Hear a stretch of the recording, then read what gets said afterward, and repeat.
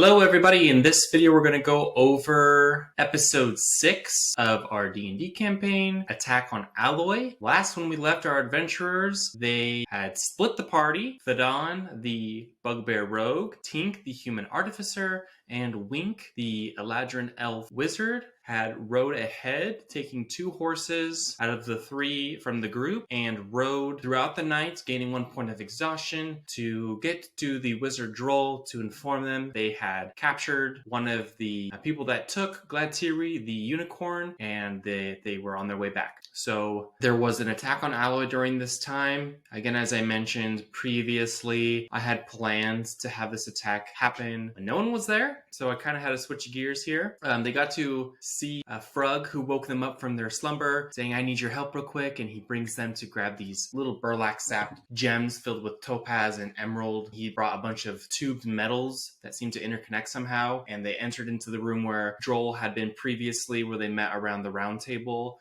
and Droll was instead on top of this doing some sort of enchantment, and Frug started plugging in these metal pieces that interconnected that went all the way around the table, and he asked the Wink and Tink to spread out the gems around as they're going to be consumed by the spell, and they then made some sort of arcana check to see like what was going on, and they realized that he was doing some sort of high-level summoning spell. And what happened was, after he was doing the summoning and he had 1 foot planted and 1 was swinging, and he was moving his arms about kind of like a monk or samurai, like posing with his eyes closed, chanting, and above them the roof started to crack and open as if an egg was hatching, and in this cracked egg they saw eyes that were made of topaz and emerald green gems, massive, the size of a mammoth's eyes, and the whole form showed itself as a dark purple owl fly out, and the roof closed into the sky, and they look out the window, they see it fly by as it starts hooing and attacking all of these orcs that are attacking, and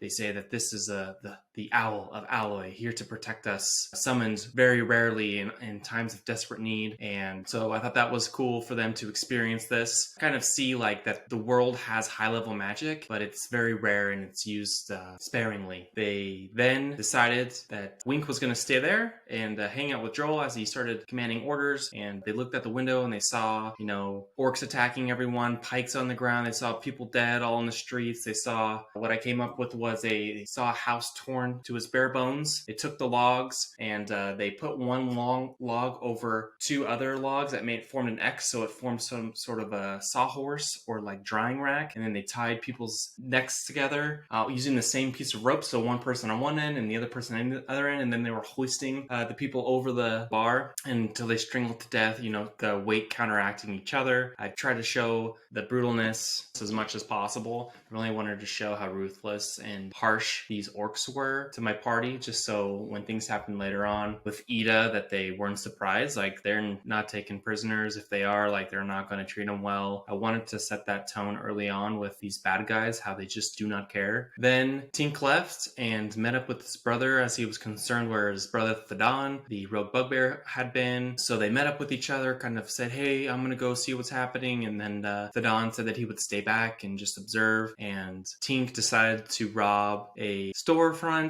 which I thought was very fun. I had no clue that he would try to do that, so I just made everything up on the spot. He climbed up some scaffolding to the top of the roof. He rolled really bad on his stealth check, so I had the scaffolding fall down and make a huge clatter. Guards were alerted, but they weren't sure if it was climbing down or up, so they just assumed down first, and they went to look elsewhere. In the meantime, he went down a chimney into a dark old blacksmith's place, and he stole some blades and pommels, gems, guards, and things that seemed valuable, and put it in his cape and spun it around like sand in a sack and threw it over. It wasn't very big, probably the size of like your bag for Halloween candy. And then he looked out the alley where he entered to make sure the coast was clear. Then he sneakily left, and about that time he met up with Thadon and then exchanged the goods so Thadon could stash it for him. And then Tink met up with the rest of the group leaving Droll's place. After Tink met up with the group, they left to go help with the dead people and see how they could be of assistance to the city. They went out around where those people were hung and cut some of them down, and they noticed that some of them, had arrows in them from the guards, putting them out of their misery. And this was around where they helped Ida in her kitchen a couple episodes ago, so Enzo wanted to make sure that Ida was okay, and after looking everywhere, he learned from a guard and a woman talking that she was taken, and they had taken her into a silver mine as a hostage. And after they learned about Ida's situation, they immediately went back to report to Droll to make sure there wasn't anything that he wanted, and they found him not there.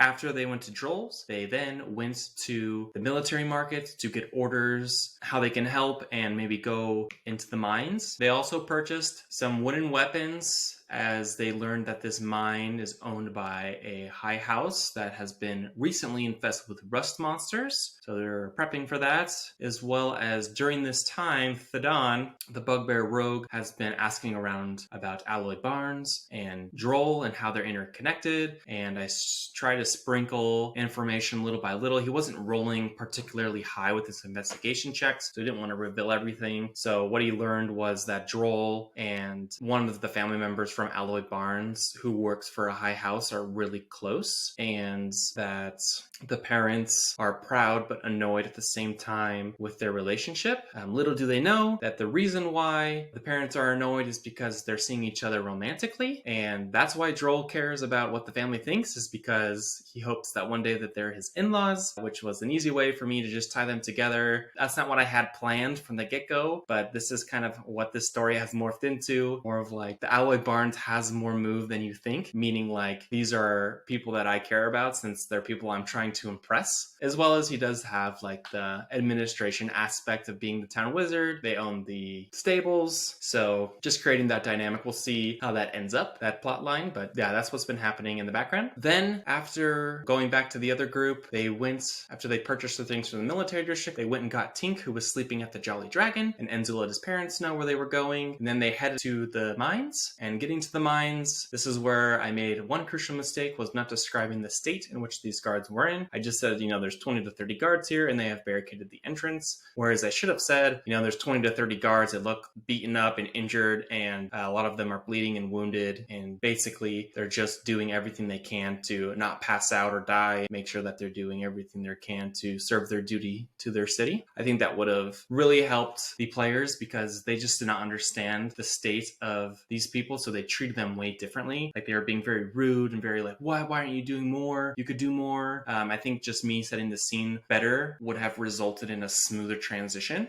However, up to this point, I've been dealing with splitting the party because half of them went early, so the attack on Alloy only happened with Tink, Wink, and Thadon, whereas the rest of the group didn't say anything until 50 minutes in. I tried to think of a way that I could have brought them in sooner. It may have happened sooner if Tink didn't want to do his thievery into that building. However, I thought that was very concise and thought it was very fun. It's just one of those things when you have a large party and they split and then they all want to do separate things. There's really just not much I can do as a dungeon master, as I couldn't toggle between the two of them as I usually do, since one of them was basically just waiting to enter the city while the other ones were already there. So I don't see this being an issue moving forward, as I could have adapted the plot potentially to make them just attack when they were all there, but I wanted this to feel like there was nothing you could do to save these people, and I wanted them to see the power of the enemy. And when I give the heroes the ability to join in the fights, I don't want to crush them, because then that's no fun to lose. So I was kind of between a rock and a hard place with the plot.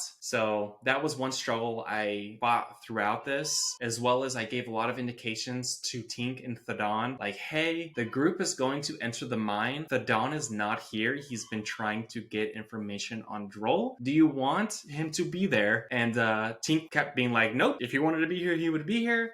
So that was really tricky for me to maneuver. We ended up just saying after Thadon got back, he went to the Jolly Dragon to sleep because of the state of the outside. And that's when he was told by Enzo's parents, like, hey, they were just by here and they went to the mine. So that way he could just catch up and not have missed too much. Again, we ended with them entering the mines as Tink just wanted to go. He was sick of waiting around and talking about spell components and other crap that they were talking about. So he just went in and then everyone else followed after him. Wink did try to send in his familiar beforehand to scout the area, but there came to a fork. He went left, went down a tunnel, and then there was an orc that smote it down with its sword and it was gone. So as far as the session overall, I thought it was really successful. I know it was probably very boring for the first 50 minutes for the other group, as well as there was a lot of shopping types of things, like going to one place getting information, going to another place getting more information, and me narrating that. So I know that can be boring, but but it is just laying the groundwork of really what's happening in this city, who the big players are, and the cruelty of the Pike Horde, this band of orcs that attack the city. I really wanted to portray that with lots of color, and I thought I did pretty good. I obviously could have made my descriptions a little bit more crisp, which is something that I'm working to improve, as you know, I'm not an experienced narrator and I'm not the best at improving good narrations, so I'm just trying to make sure that I have things written down that I can resort to when in doubt. There were the guards that they wanted to talk to. They kept asking the guards for their names. That's where my list of names came in handy, because when you say, oh, it doesn't matter, that breaks the fourth wall. It just makes it seem like,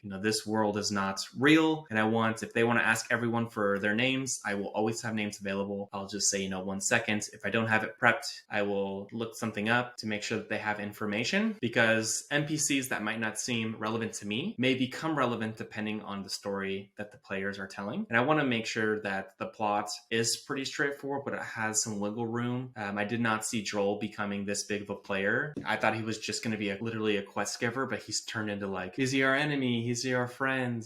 Type of character. So my predictions for the next session are, I think it's going to be a difficult fight, because you're going into a dark mine with no light, and these orcs have hostages. So if they make moves against these orcs, they are just going to kill the hostages. There's going to be no way for them to save them. Most of these orcs are injured, which is how I'm scaling this down, because there's no way that they could kill, I think there's 11 orcs, maybe a little bit less. There's no way they could kill that many, and I'm spread them out throughout the cave. So we'll see how they do. I envision them trying to save Ida and failing, as well as I have planted in the cave system a portal to another realm, as well as one of the artifact swords has been placed in here. I don't know if they're going to find it. I hope so. If not, I'm just going to recycle it and use it elsewhere. So stay tuned for next session to see what happens when they enter the caves and fight Ugak the Omen, the orc leader who serves Jawbreaker Govak, who is one of the major lieutenants for the chain of Odokef. And we'll see how our adventurers fare against this and the portal to the realm of chaos. So stay tuned and enjoy, and we'll see you next time.